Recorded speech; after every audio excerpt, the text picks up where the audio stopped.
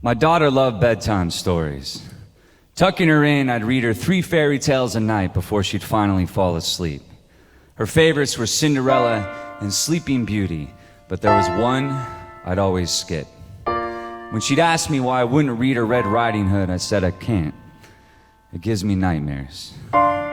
Maybe someday when you're older. I'd kiss her goodnight, lock the windows, check the doors, and smoke alone on the porch at midnight, knowing there's worse than wolves in this world. Vallejo, California. I'm 21 years old. My girlfriend's 23, and we moved with our newborn daughter into the only apartment complex welfare can afford. The rent is cheap because we're the first room next to the only door of a 3-story complex, and the doorbell is broken. So every hour, people are pounding on the front door, waking up my daughter from the crib and sending us screaming into the hall, "Next time, call first." The complex is next to a bus stop and a porn store. We sleep with a baseball bat beside our bed, and the only thing that separates us from the street is that door and our deadbolt. All I want is to shut out the world, to ignore the slurred screams from the second story, the passed out people on the sidewalk. But I can't ignore the girl in the hallway. It's hard to. I see her every day. She has a got-to smile, messy brown hair, and a doll that dangles from its only arm. Every day she asks me, "What's your baby's name?" I say, "It's Nadia, remember?" She always wants to come inside, but I don't know which door she belongs to. Don't want parents to watch her going into a stranger's home, so I say, "Maybe another time, okay, honey? Why don't you go run along now? Go play." Every day I see her, coloring books on the staircase, just another part of the complex, like the white guy on the porch with bad tattoos who asks me for a cigarette every time I take out the trash. Every morning, "What's your baby's name?" I answer, and she never remembers, till it becomes just another noise like the gunshots a block away or the sirens that become my daughter's first lullabies. One day the girl is crying, says she's hungry, so we finally invite her inside, and I give her cookies and milk like a stray cat. She wants to stay, but it's our daughter's bedtime. "You gotta go to your own home now, okay, honey? I'll see you tomorrow." She waved goodbye to my daughter, then I locked the door behind her and left her in the hallway. The next day, she disappears. It's December 9th, 1999.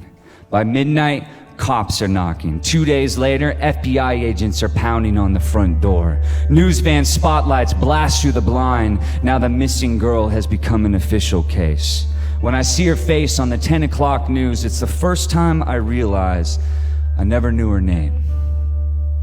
Ziana Fairchild. She's 7 years old, born in prison to a mother in for auto theft. They sent her to her great aunt in Hawaii to grow up swimming in warm waters until her mother demanded her back. Ziana's only lived in our complex for 6 months. The rumor is her mother's been running meth missions down to Mexico and leaves Ziana for days alone on the staircase. The neighbors 2 doors down have been feeding her, even called Child Protective Services, but nothing changed. The rest of us did nothing and locked our doors to a girl we saw every day. Now her great aunt flies back from Hawaii with an army of reporters, national news, candlelight vigils, thousands of posters on every street corner. Hundreds of thousands volunteer to march through forests and marshes, looking for an answer no one wants to find at their feet. Ziana's mother and her boyfriend are too strung out for the spotlight. I overhear him slur about having to make another appearance at the volunteer center in the morning as the police monitor their every move, building their case. Bobby, the boyfriend, was the last person to see Ziana. He's the guy that asks me for cigarettes every time I take out the trash. His story of that morning changes every day. First, he dropped her off at school, then he took her to the bus stop, then maybe she walked alone. They give him a polygraph test and he fails, and his prison record hits the front page. He's an ex-con, just released for holding down his ex-girlfriend's infant son under scalding hot water until his flesh burned to bone. His past now exposed, Bobby stopped showing his face. The neighbor above me with a tattooed tear says, if Ziana doesn't come home, Bobby's gonna go missing himself one day. Bobby and the mother avoid the press as canines sniff our staircase and lab technicians spray our dumpster for bloodstains. The word is they don't have enough evidence to charge Bobby as the weeks turn into months and the reward grows to 75 grand. Bobby and the mother know the world is watching, so they try to move out at midnight, but cameras come out of the shadows. Neighbors screaming at Ziana's mother for sticking with this monster. She shoves reporters out of the way, and then there's a moment outside by the car where I'm alone with Bobby. He asks me for a cigarette. I say no fucking way. I want to smash his face in, to hurt him the way he hurts children. But then the cameras come back, and I know I missed my moment. They drive away past a poster of a gap-toothed girl grinning on the street corner. It's been 8 months, and Ziana still hasn't come home. Every new parent knows you're paranoid enough of thumbtacks on the carpet and every sharp edge to a table. But now I'm awake until sunrise against my daughter's crib, afraid she's gonna miss a single breath. A month later, another girl goes missing, only blocks away. She's 8 years old, kidnapped for 3 days, handcuffed to a stick shift in a parking lot as her abductor is inside a Home Depot, shopping for a body bag to fit her height. She escapes a car full of Polaroids and duct tape, flags down a trucker on the freeway, and finally, the wolf of Vallejo bears his face. It wasn't Bobby. I was wrong. We were all wrong. It was worse. His name is Curtis Dean Anderson, a taxi driver and a family friend of Ziana, a man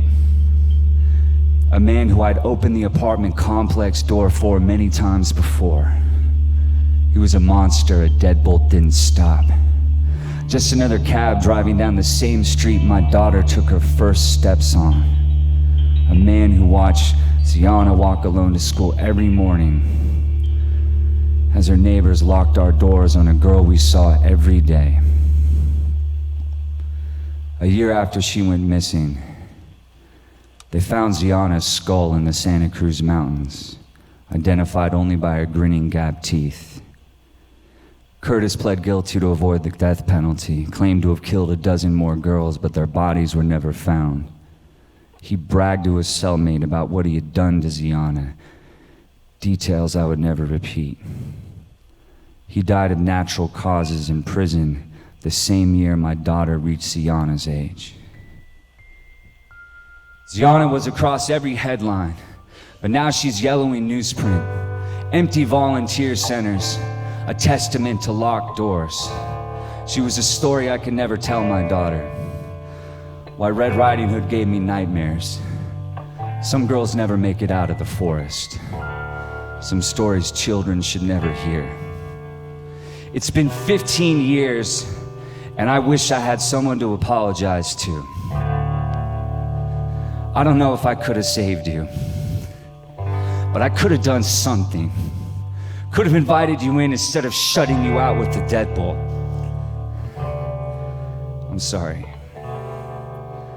I can't drive past our old apartment complex without thinking of you trying to open our door with 7-year-old arms. I didn't know your story when you were alive, but I can tell it now and ask the world to remember your name. Ziana Fairchild, the girl I left in the hallway.